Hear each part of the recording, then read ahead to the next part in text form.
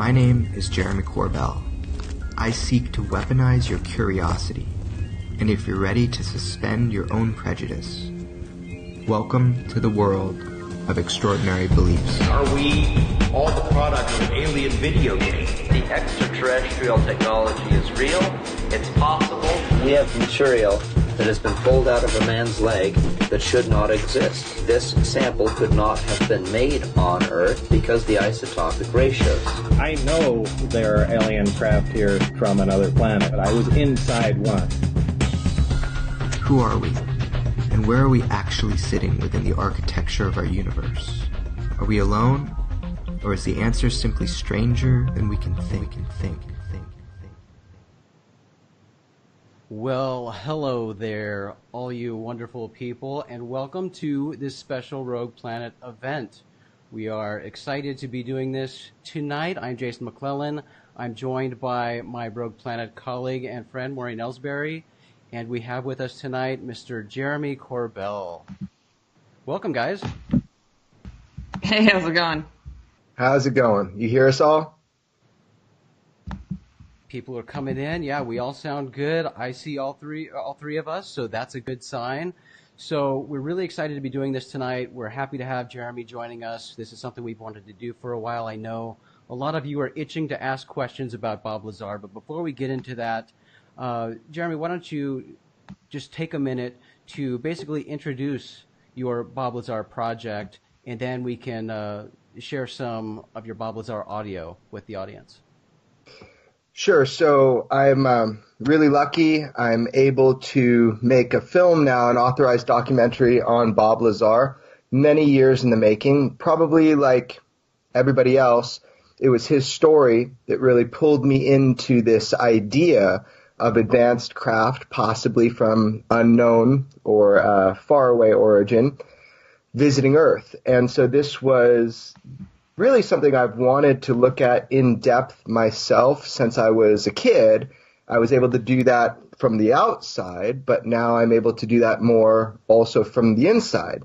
So, really that's what this is about. This is about getting to understand the story and the truth and the facts behind that story, a lot of which George Knapp laid the groundwork for all these years and continues to lay the groundwork for.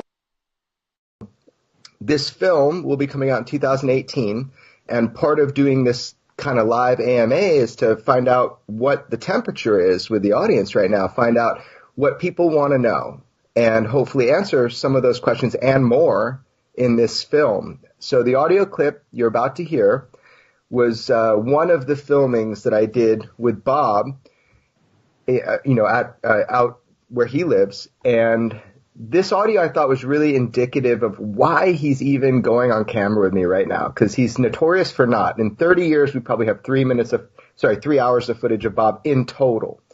So this audio clip kind of shows why is he even talking to me right now? So hopefully you'll enjoy this. The biggest roadblock to understanding is the ability to dismiss someone because you don't see them as human, as a person. So, what pisses you off? I mean, disinformation and lies and attacks that have no basis in reality. I mean, you can disagree with me and say, hey, I don't believe that. That's fine. I haven't presented you with enough information. I understand that. I'd probably be in your position. But don't fabricate stuff. There's some important information that needs to be released. And everybody needs to understand the truth to it and not distorted versions of it. You really need to pay attention to what I'm saying, because I have better things to do than come up with this. I'm not interested in doing this. I don't like being in the public eye. I don't got money for doing this. And quite frankly, I could make up a better lie, but I have no motivation to lie. This hasn't helped me out. It's something that it's information that I'm releasing, and that's it. It's not an ordinary life. That's one thing I would like. I don't like living in a James Bond movie. I like watching James Bond movies.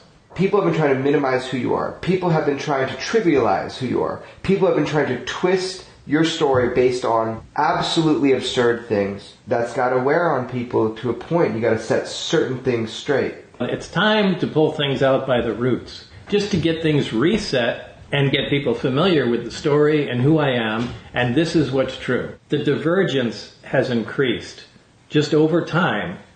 I'm trying to tell you exactly the way things were and what I was exposed to. You think there's something more secret than that the flying saucers are a cover-up for?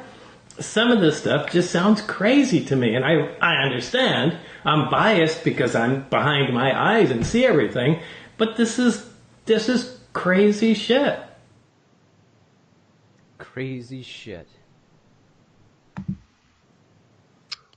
Yeah, crazy shit. No.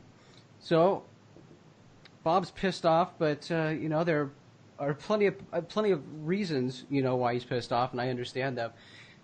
This story's been a long time in the making, and a lot of people are familiar with bits and pieces here and there. As we're all aware, there's lots of information, misinformation, a lot of misunderstandings when it comes to the whole story too, as there are with many stories in the UFO field. But that's what you're getting to the bottom of, and you do a great job with your investigative work and working directly with Bob. Straight from the horse's mouth. So that's awesome, and I'm really looking forward to diving in. So if you guys have questions for Jeremy, go ahead and post them now. We'll get to those. Looking forward to hearing what everybody has. Jeremy's the guy with the answers. It's definitely one of the most polarizing cases in history. So. Of the UFO phenomenon, not in general history. So, yeah, and I don't know that Bob is pissed off. I think that like any human being, when you say something as directly and as clearly as possible, when people start making shit up and inserting their own false ideas, that this is I think this is the thing that would bother him at this moment. He just wants his story to be understood factually and the way he told it. Whether you believe it or not, he does not care. And again, in fact, it is true when he says, I don't care, and if you don't believe it, pass it on, it makes my life easier. That is indeed true. That is his perspective.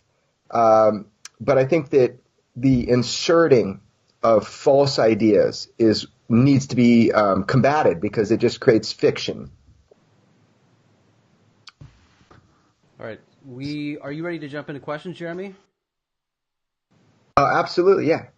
All right. Let's go ahead and looks like Chris has a question. So let's pop that up. What's up, Chris? How's it going, man? Maureen, could you read that for me? Yeah, so Chris wants to know if there's any way that the scientist you recorded for your podcast talking about Lazar at Los Alamos is willing to go on film for the documentary.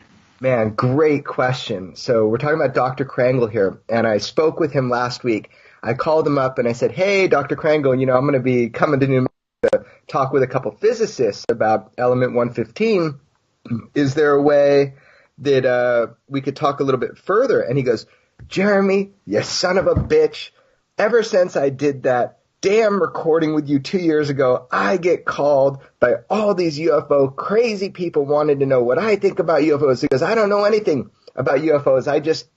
Which is not entirely true. But he said, I was just, telling you that I know Bob from security briefings at Los Alamos. That's simple. But all these people calling me and just, so he was really kind of upset about it. But, slowly we talked about it. And yeah, he has agreed to talk with me on camera just to nail that point home. Nice. That kind of almost goes into this question, too, from Luke, who wants to know if your documentary is going to show any more proof about his credentials, which sounds a little bit like that's almost evidence, at least, of being there, not of physical paperwork. So, absolutely. Yeah.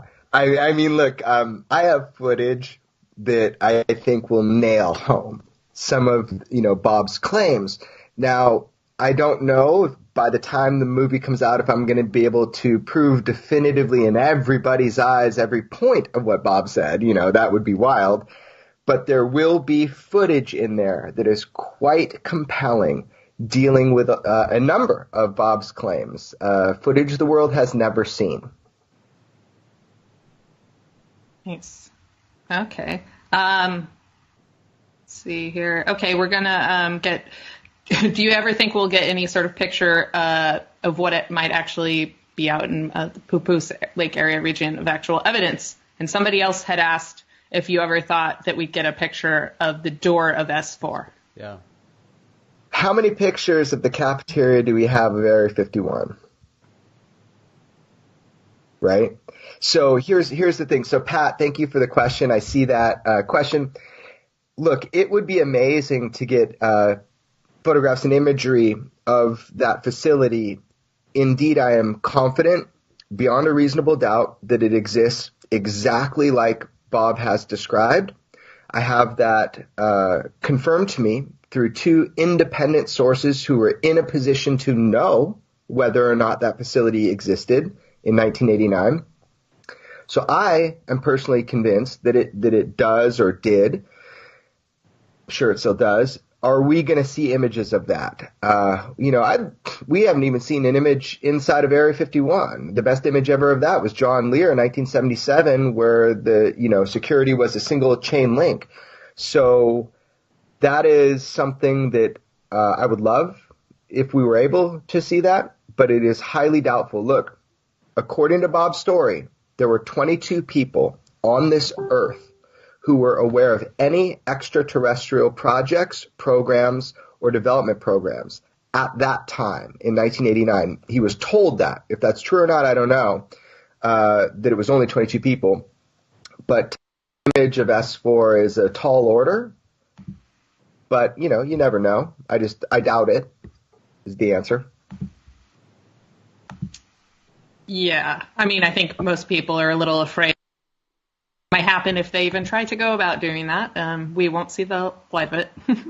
Right. There was, one individual who did, kind of belly crawl all across Papoose and all that.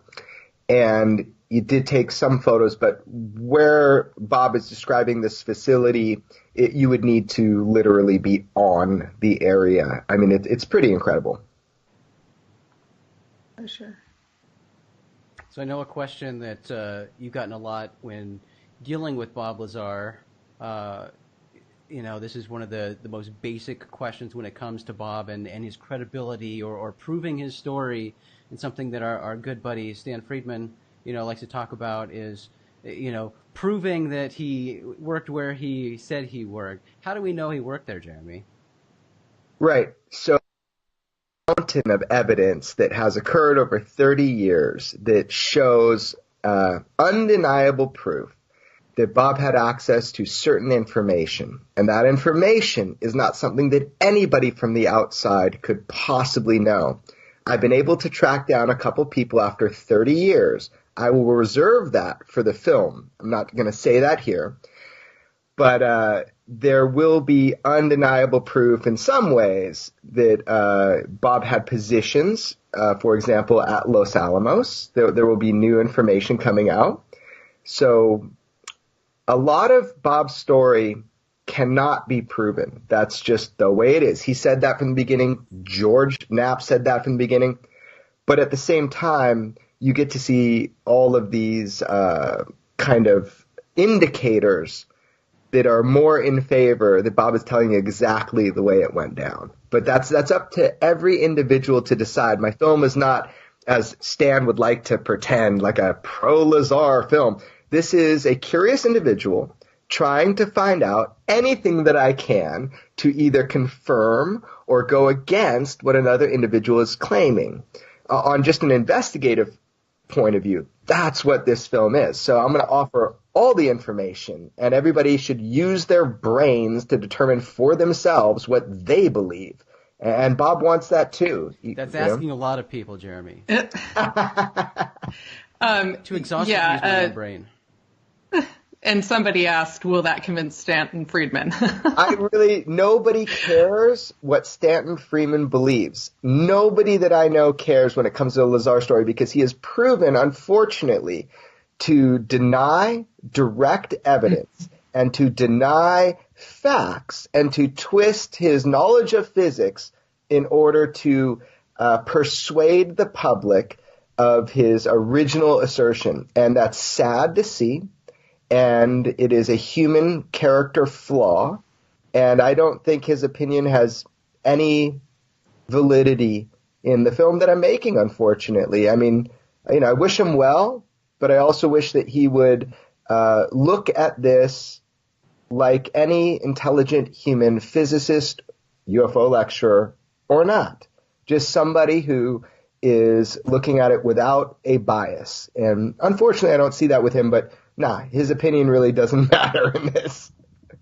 Yeah, and we have a couple, like 3 questions, Eric and Greg, and that are all kind of related. Eric asked, does Bob regret sharing his story with everything that's happened to him? And then also Greg, and I'm sorry I can't see the name of who else asked this, wanted to know why he's coming out again, because it's kind of a change in his tone, why he's kind of going on this I'll speak out publicly also. Okay, so what was the first part of the question? So the first part of the question was, does he regret talking about it? Right. And now why is he talking about it? Okay, so, does he regret talking about it? There is a part of him, I believe, that, of course, regrets not being able to continue working in the capacity he was, because it's just the most fearsome technology on the planet. How incredible is this ability to study this? So coming out talking, of course the regret is not continuing to be able to work on the program, which I think for a long time he thought he might get called back. But in reality, if you understand his story, he had to take the precautions he did. His life was threatened. His wife's life was threatened. It was such a weird time talking and interviewing everybody who was there during that time. I don't think he had another option. I don't think he had another choice. Bob's not the kind of person to regret much. So no, I think he would do it the same way over again. It was so uncomfortable at the time. Now, why is he coming forward again was the second part of that question. And, that's a difficult one to nail down. I think maybe it was that I said, hey, look, I'm here to look into this, and I would love to. Obviously, everybody would love to. Everybody's offered you things all these years. He doesn't want anything. He doesn't want anything from this, nor does he want to control it in any way, giving me complete access. Anybody I want to talk to, his family, his friends, anybody. The one restriction you put on me is don't make anything up, because that's what's burned him over all these years. So why is he doing it now? I think he stated that in the audio clips we played for you at the beginning of this. He is sick and tired of people making stuff up. So his legacy is going to be filled in with a bunch of other people's ideas of total fantasy. That's got to annoy anybody. So that's, I think, why he's willing at this time, one and done, the definitive film. He says anything you see after this is BS. This is the one. Yeah, we got a question on, has Bob said anything about what he thinks has happened to the projects he's worked on after he left? He has no idea. I mean, he's very blunt when he has no idea. All he knows is what he saw in 1989. He has gotten no feedback. And at that time, they had been working on it a while, and they had gotten to a standstill. And other information that I have now tells me that we're still at a standstill. And that's not really baffling to me, because these technologies are so far advanced. The material science is so far advanced from anything that we can conceive of right now. I think it would be really hard to even move forward with these projects. I think that's why they brought Bob on in the first place. Yeah. So this is similar to his credentials, but Luke wants to know whether you have any, you'll show any new evidence of his degrees that he claims he has from MIT and Caltech. Evidence of the degrees, I'm not even focusing on that. You can, at worst case scenario, believe he's lying. That, if he had a degree at MIT, it doesn't mean that UFOs are real. It would mean he lied about a degree. And as you know, a lot of CEOs of, major companies lie for degrees. So I do address that in the film, but, and there is a possibility that I will be breaking information on that. But at this time, I would say it's more important to me whether or not he worked at Los Alamos in scientific capacity at the Maison Facility Particle Accelerator, because everything started from there, from the 115 all the way up through his employment. So I will address those questions based upon the information that I have at the time of release, and that's changing every day. I'm getting in touch with people who have been looked for over 35 years sometimes. 30 years in general. Jeremy, is your film being funded by some secret black government? No, Dave wants to know who's funding your film, whether you're doing it all yourself or if you have a crew. Hey, Dave, I wish I had somebody funding my work, but the problem with letting other people fund your work is that they then have a say on the final cut of your work. So I have always worked absolutely 100% independently, zero outside funding, and I continue to do that. In fact, my film Patient 17, which is on Netflix, that was the one prerequisite with my distributor was I get final cut. You can't touch it. And I had that standpoint for many years, and people don't like that standpoint, but I didn't give a shit. And so now we're at a point where I have that agreement. I can distribute this. Nobody else has a finger in the funding, and it's my final cut. So anything you see in it, praise or blame, it all lands on me because nobody else is involved, and nobody controls my work. I control my work. I take full responsibility for it. So no, I do it all myself.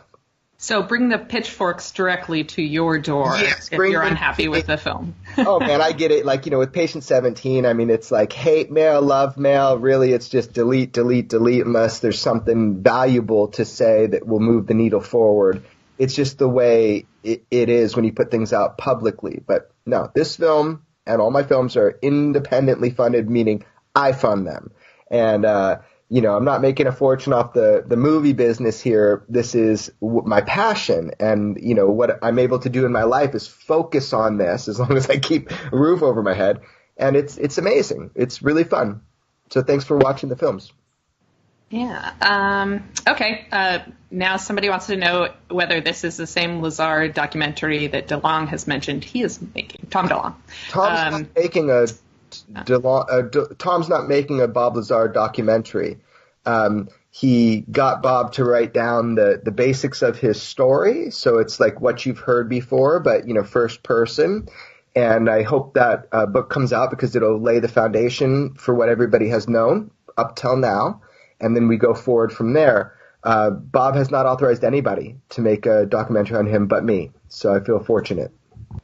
Yeah. And so, I know the answer to this.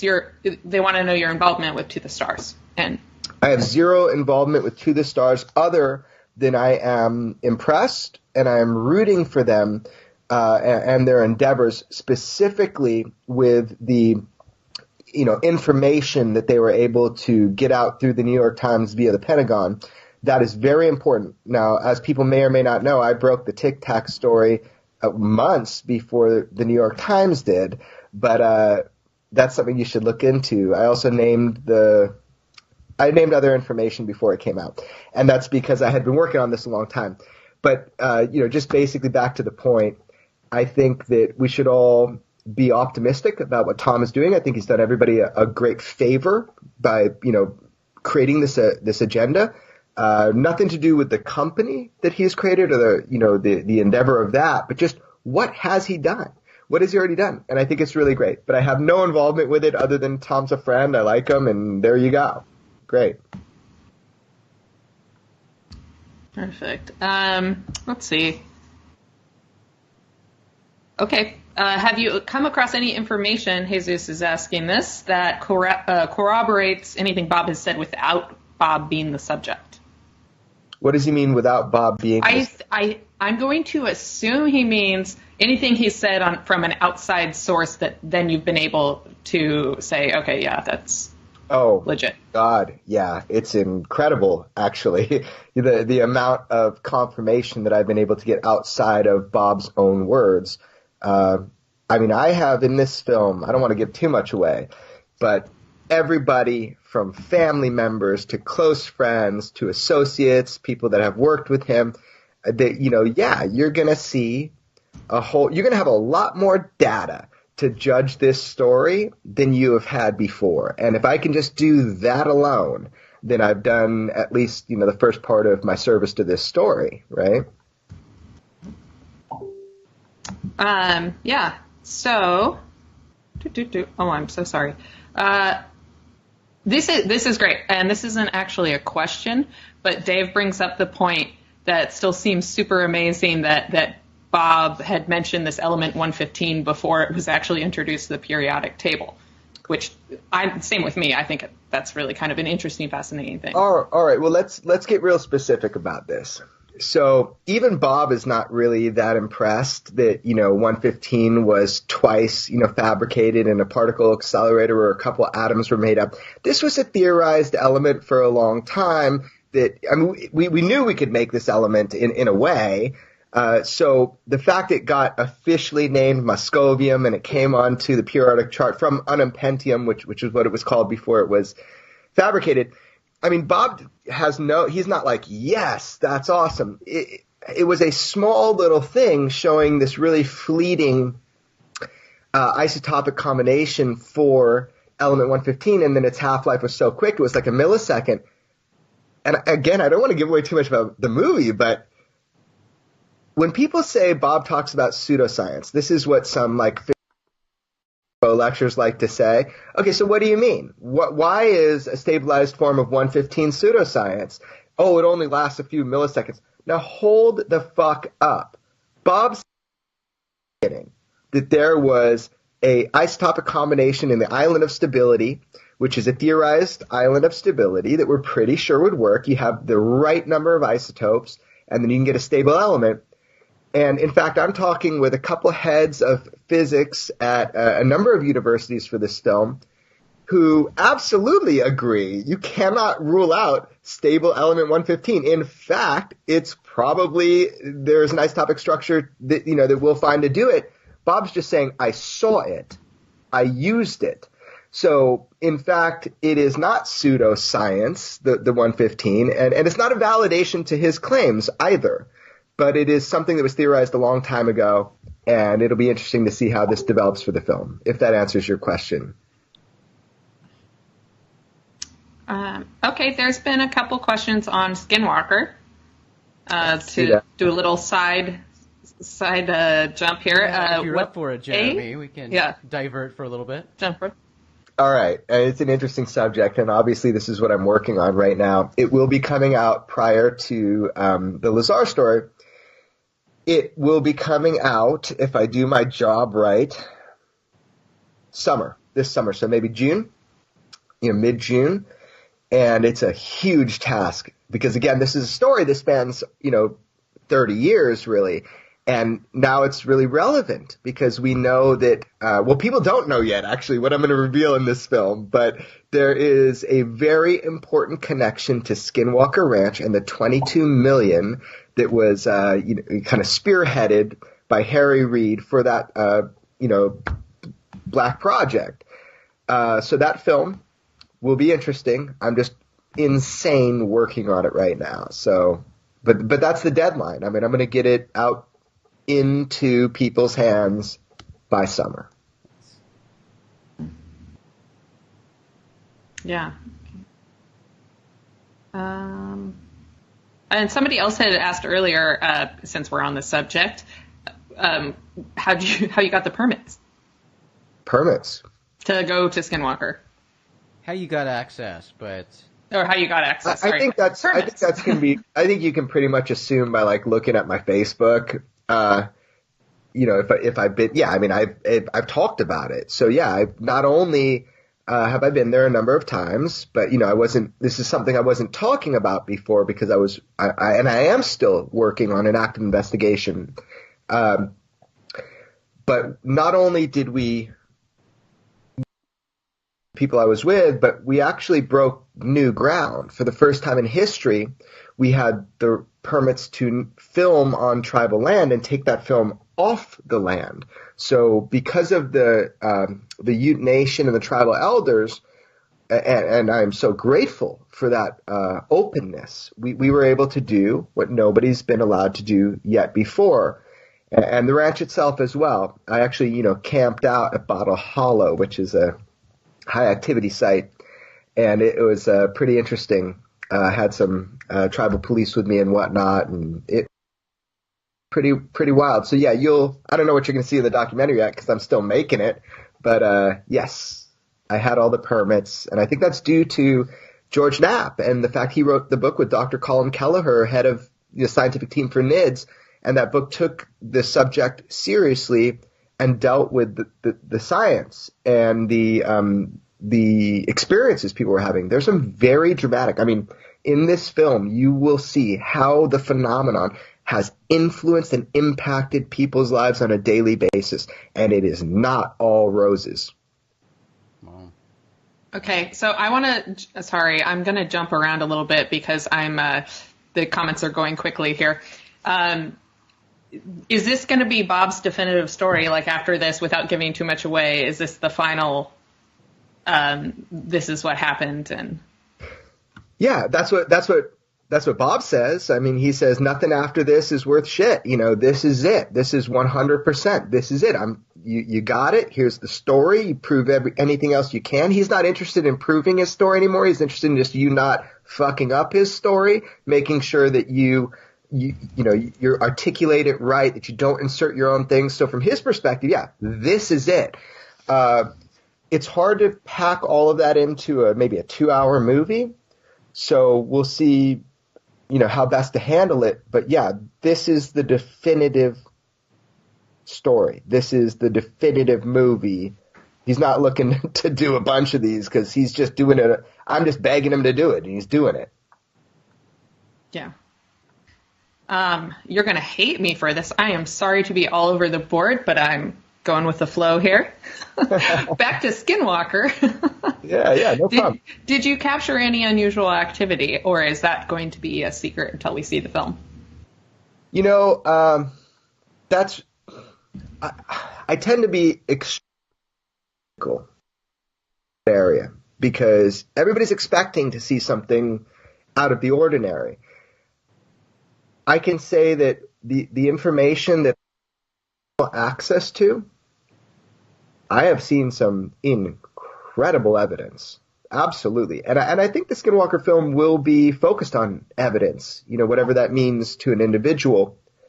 I don't know that I'm going to include like these money shots of like unknowns because that's not what my films are about. My films are more about the emotional impact, the human side, the humanity of it.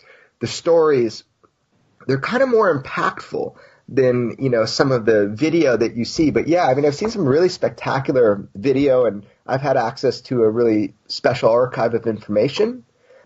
In the film itself, we'll have to see what's included, but really my point is to educate people and to show the human side of all of this. Anybody can debate a video this way or that way. So that's not really my focus. But you never know. So we'll see what goes in there. But I'm going to make sure you leave that film knowing something that you didn't before. It's awesome. And this is so Rich has said, portals are a reality. Will you be allowed to get into the science behind it? And I think that's a good thing. Like, are you going to rely on science in this?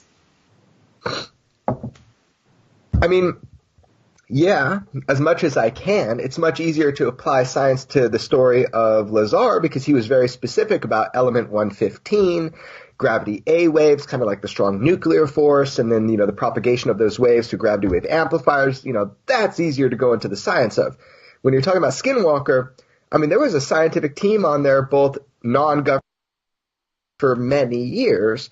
And from a scientific standpoint, the phenomenon was quite elusive, from being able to replicate certain experiments.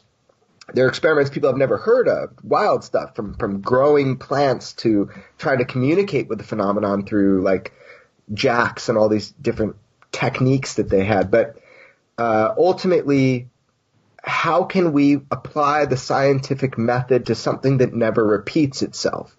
So what is the science of an alleged porthole? I have no idea. We have theory. So maybe, maybe I'll try to go down that route, but maybe there'll be a number of installations to the Skinwalker film. Can't cover it in a single one. Yeah, and this is actually Patty. Hi, Patty.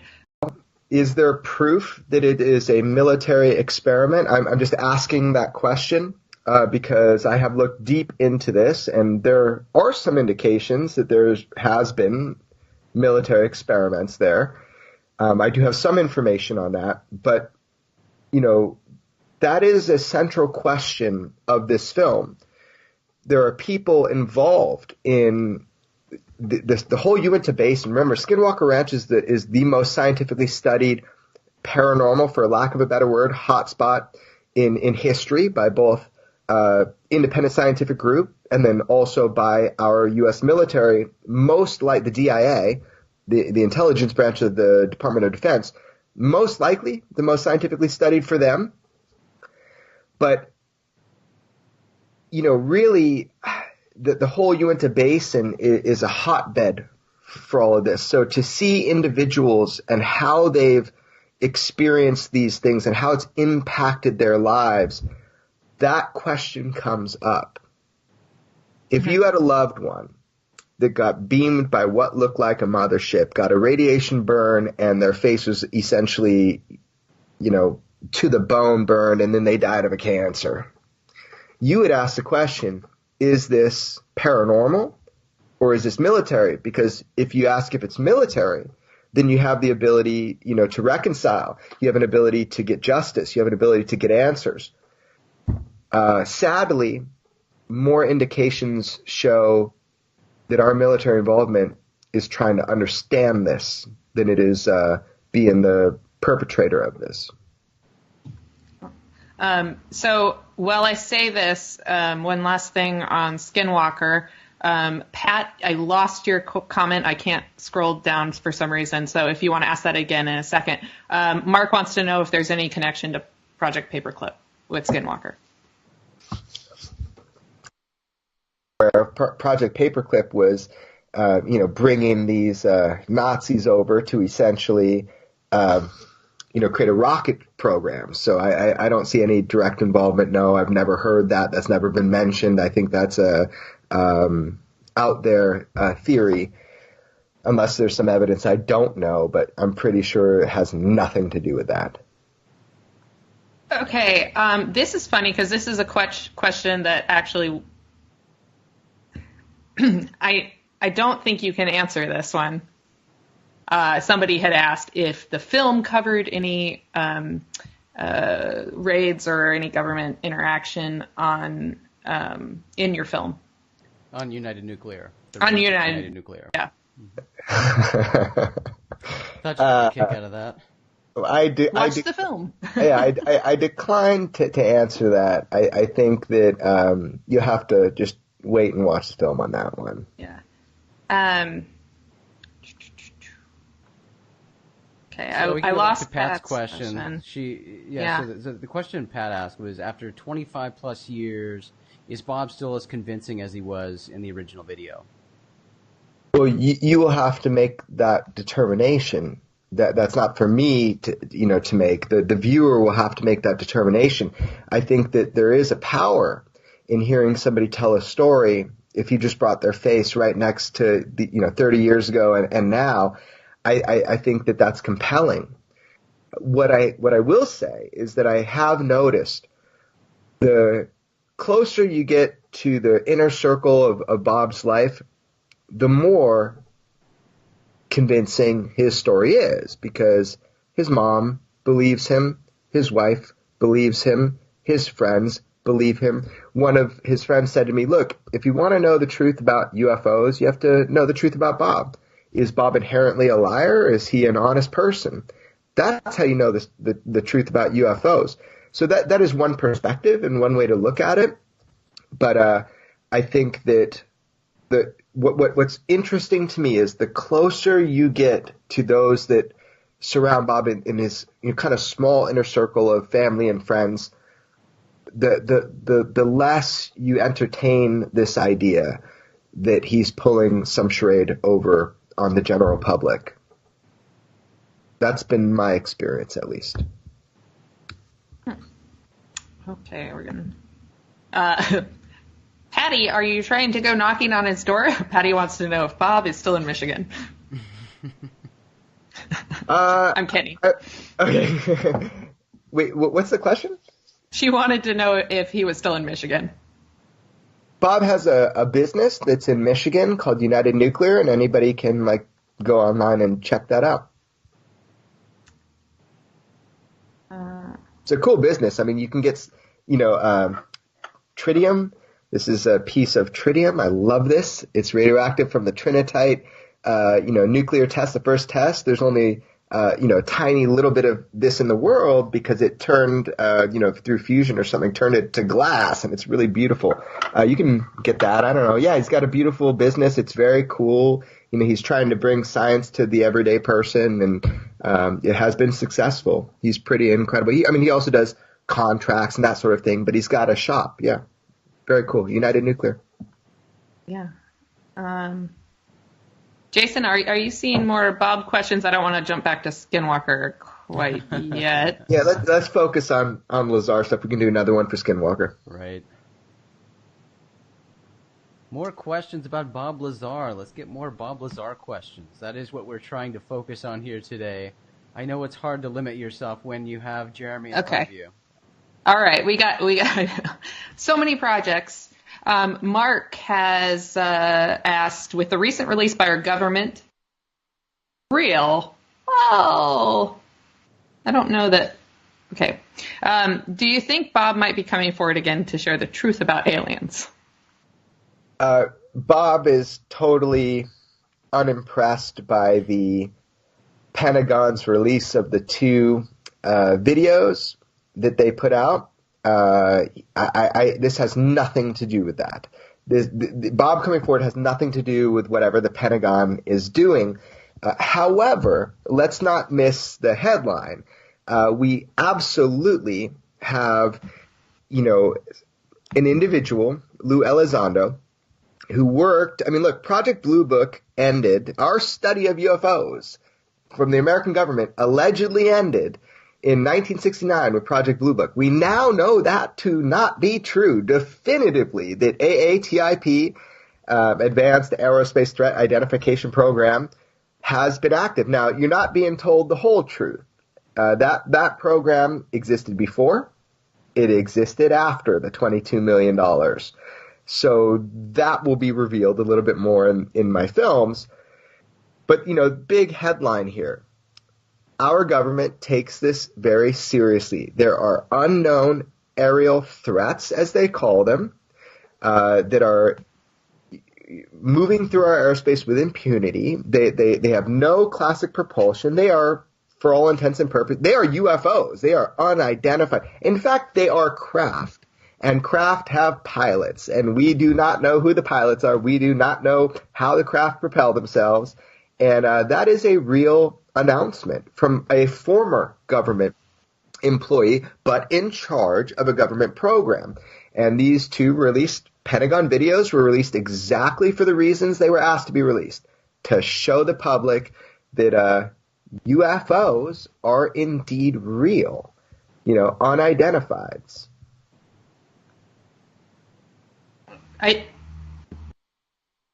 That's one thing that Jason and I always say is, of course UFOs are real. It's just something that's unidentified. They've always been real. It's whether some UFOs are extraterrestrial in nature, which is the real question. Yeah, advanced aerial craft of high technology, far beyond anything that we know with our physics or human beings have built, are real. There are craft, hard physical craft. We have alloys that are being storehoused, and at one time They were being storehoused at Bigelow Aerospace. They actually built facilities to storehouse them. This is all public information, and in fact, it is true. So we are talking about craft of unknown origin that are far more advanced than our own craft, and they operate from a level of understanding of physics and propulsion that we do not have. So let's not mince words. These UFOs are, in fact, advanced craft of unknown origin. Now, where they come from, that's up to you. Who's flying them or piloting them remotely, that's up to you. But they are considered a national security threat of the highest order and magnitude. And so this is why AATIP existed, exists now, and yeah, so I don't know what else to say. That's the fact. Deal with it. Okay, this is interesting. Dave wants to know if Bob ever appropriated any materials from S4 for any corporate projects with other partners. Meaning, did he take any materials from S4 and utilize them in private industry? I guess so, and that seems very difficult to do, get anything off the base, but... Well, absolutely not is the answer for that. However, if you go back to the beginning of Bob's story, something he stopped saying probably 5 years after he came out was kind of his trump card, you know, that he was able to get some 115. I'm going to explain this in my movie, so I'm not going to explain it now, but he did claim, I'm not saying anything out of school here, he did claim that he was able to procure some of the 115, solid 115. But that's a complex part of the story, the most sensitive part of his story. However, I will also state that nobody should. That's something he said back then. It has no relevance today. None. So the other part of Dave's question, and it involves John Lear, and I know you're familiar with John Lear. I am. It says there's a public record of a company formed in Nevada in the early 1990s, found by Groom Lake Desert Rat Glenn Campbell. I think with John Lear. Do you know anything about that? All I know is you should be careful who you consort with. No, I mean, look, John's an incredible dude. I really admire John Lear. He's a friend of mine. When he's not pissed at me, he's a friend of mine, and he has done some wild things in his life. And I did film with him for a number of years, and there will be a movie coming out all about John Lear. It's not quite time for that movie, but John has had an extraordinary life. The youngest guy ever to climb the Matterhorn at the time he climbed it. One of only 2 people ever to fly under the Golden Gate Bridge is because he had a blown-out engine. He was going to crash and went right to the bar. Pretty amazing guy. And he was at the center and the nexus of all UFO stories, even prior to 1989. So Lear is an incredible human being, an incredible person. I do not agree with everything that John says. He does not agree with everything that I say. But he is a really interesting guy. As far as the businesses that have been set up or not set up, I don't even really understand that question, other than he's a very interesting guy. Absolutely. So I guess here, Rich wants to know if the Tic Tac video that was leaked first in Germany was real, to break the story first. Right. That's a good question. Well, there are 2 things that I said that I think were before the curve of it. So how did I know before the Pentagon release about the UFO, Tic Tac UFO incident? I guess that I've developed a number of sources within this field where people feel comfortable, if they're in government employment, to talk with me. I got tipped off, and I followed that lead, and for a couple years developed that lead silently and quietly, because that's how I do it until I have something to say. And then I saw the impending release of this. I thought, well, I might as well talk a little bit about that then and put that forward. It's a very complex issue, because when you talk with sources and they tell you things, you can't shield them from the type of hellfire that would come down from them telling you those things. So part of telling secrets is keeping secrets. And how I knew about that was just because I'm an individual who has never broken his word as far as the integrity of if you tell me something and not to ask me not to tell anybody else, then I won't do it. And so that has been something that has led my career through all of this, and people trust that now. So that's how I knew about it, was just because I developed sources, pilots, fighter pilots, radar operators, personnel within the military that gave me a heads up that there was a major event. However, I did not know that it was going to be the central focus and the tip of the spear for what's been going on with the Pentagon releases, although I was informed that people would like to know more about that, so I encouraged that. That's what I can say on that. Yeah. Okay. So Patrick had a couple questions. He asked, first off, what we were all drinking. Patrick, wait, is this Patrick from Santa Monica? I hope so. What are you drinking? I don't even know. I'm drinking a lovely Cabernet Sauvignon. I don't know what I'm drinking because I poured my beer in a glass like I'm supposed to. So it's some type of Sam Adams. I know that from a 12-pack of specialty lagers. So some sort of Sam Adams. But thanks for asking. Cheers. I'm drinking a Grinch hunting juice because I hunt Grinches on my spare time in the mountains of Pioneer Town. So, yeah. The second part of his question back to Lazar was, are we going to see the 115, element 115 in your film here? I don't know.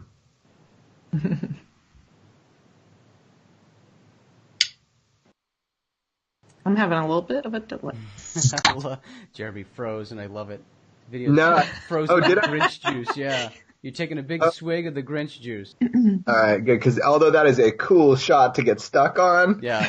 No, it's pretty awesome. Facebook podcast or whatever. Yeah, so did you hear my answer, though? You said you don't know. Yeah, I don't know. I mean, look, that would be so cool. The answer to that is probably going to be, no. Who would have stabilized element 115, 30 years later? That's ridiculous. But there are some things historically that I'll try to bring to light. So the answer is no, because who would have that after 30 years? And then the other thing is there might be some historic footage of cool stuff. Okay, this came up before, and I think I missed asking it, but Mike and whoever else asked before want to know about Dennis. Has there been a search for him? And Dennis was Bob's boss at S4. Have you found Dennis? Oh man, no, that's it. That's actually a really incredible question. I am very good at finding people to the point where it's creepy. Okay, so I can usually find just about anybody. And I have this little game with Bob that I play probably every, few months. I show him a photo. Is this the Dennis Mariani? It's ridiculous. And I have not found the Dennis Mariani at this point today as of 7:54 p.m. But that would be incredible. And I have certain things I'm doing to try to go further with that, though. Yeah, but I have found people that you would not expect. Dun dun dun. Okay, Rich really wants to know if you've met Bob Bigelow. No, that'd be great, Rich. No, I can't say I've ever met Bob Bigelow, but I admire Bob Bigelow. He's done a lot of things behind the scenes for the UFO topic, and he's done it without asking for anything in return other than just trying to help fund the research. There are a lot of people I know have worked completely under the radar with him to do that. I admire what he's done, and I think that people, like to vilify him or say that he is withholding information, and that couldn't be farther from the truth. He's a really interesting individual. But no, I try to spend my time with my family and my wife, and not meeting people is generally great for me. I could be wrong, but I'm pretty sure, Jason, weren't we at an event where Bob was at, but we didn't know at the time, so we just were oblivious to it. Sounds familiar. It was one of our first congresses, I think. Yeah, I mean, what would you do? I mean, the guy, he's done so much in this realm to try to help uplift it without asking for anything in return. And, it's just like, what would he really have to say? I mean, I'm sure people try to get to him all the time, because he's a billionaire, because they think they can get something from him. And it just disgusts me. And, people try to do that through everybody. So no, I have no connection to him. And, in fact, George Knapp has always just reported on what Bob was doing. He has no connection, to Bob, other than he's a friend to George, I'm sure. And, George has just reported because he's kind of one of the most interesting men in the world. Absolutely. We only have time for like one or two more questions. So if you have any pressing ones, ask away. But I should also mention, we have a full interview coming up with Jeremy in the next episode of Spacing Out, which will probably be, I can't give you an exact date, maybe next week. Jason? Yeah, probably next week. Okay. So anyways, like I said, last pressing questions, get them in quick because you got 4 minutes. And try to have them, Bob Lazar, related, please. Yeah, sorry, Mark, not this time. We'll bring Jeremy back for another one of these for sure. I mean, go ahead. Go ahead. Oh, I see one, has Bob commented on the Nimitz gimbal videos. The last time that we were filming, Bob was out at my ranch, and George Knapp happened to go on air, and he had Hal Putoff and Eric Davis from Skinwalker, and they were talking about the newer stuff. And I think from Bob's perspective, I think he's very of the government because of what they've, done to his life and what he experienced. So I think, possibly he's interested on why they're releasing these FLIR videos. Clearly we have much better footage. I mean, if, it is obvious that we could put out definitive proof as a government and say, here you go. So what is the game being played here? But no, I don't think he follows UFO news in any way. In fact, I think he's kind of in Bob world. Like, he focuses on his own scientific research, his own company, what he's doing, his wife, his loved ones. That's his small circle because, the world at large has really attacked him or embraced him without any evidence. Either way, it's uncomfortable. So, yeah, I think the answer to that is, other than calling bullshit on a few things, I don't think that he really cares. And that's always been his attitude. Like you said, that's his attitude with all the haters. Like, he doesn't care. No, I don't think he has time to care. That's right. He's living his life. Good for him. I think that's admirable. Yeah. Yeah. Okay. So what made him choose you is what some people want to know, to tell his story too. I mean, I'd like to say that he thought that I was very fair about the way that I make films and that I was articulate with the films and that my filmmaking is really good. I mean, I'd like to think that. Maybe I'm just the guy that's there, that's willing to do it without a particular bias or agenda. And, I'd like to think he respects my filmmaking. Maybe I was just the guy that was there. I mean, Bob has become a friend over the years, so I was able to see his story from that perspective. I don't know. Maybe I pushed him a little bit. Maybe I egged him on, or I don't know. Hopefully he just respects my film work. Well, I think we're all excited to see the film. And one more time, let's tease it. When can we expect to see the film, and where can people go to learn more about the film? Okay, so to learn more about the film, I'm going to be putting everything out through my website. So go to extraordinarybeliefs.com, and I'll be dropping little bits here or there. There'll be a big press announcement coming next week in the major trade magazines that will then hopefully be picked up by Popular News, and that will be announcing this 2-picture deal, dealing with these 2 huge topics. Each of them are very huge. So to answer your question, that's where you go look for that stuff. Now, when can you expect it? Again, just 2018. I mean, I'm in contract. You know, I'm going to produce both of these films in 2018. Both of them soon. I would say for the Bob Lazar film, I want to do a really damn good job. You know, this is a chance to do this right. Artistically and from the information and investigation standpoint, things are breaking every day as I get deeper into this. So before 2019, you know, I'd say right before. So, you know, Christmas. Nice. Well, that's a good tease. Gives us something to look forward to. We certainly want to thank all of you who participated tonight. Thank you for submitting your questions. Sorry if we didn't get a chance to get to all the questions, but we had some really good ones. Thank you, Jeremy, for taking the time to do this, to answer people's questions. I know we certainly appreciate it, and it's just a fantastic opportunity to be able to have this interaction, this live interaction with you. So thank you so much. Oh, thank you. This is new to me. I never do these kinds of like live, things like on Facebook, but I think it could be powerful to engage the questions that people have, because this is an opportunity right now. If you have questions or ideas about the Lazar story, even the Skinwalker story, if you tell me now, they may become part of the film. I might decide to answer those questions or seek answers to those questions. So it's kind of like a really cool format right now for people to submit those questions. It propagates out after this live event, and you put it to video and all this.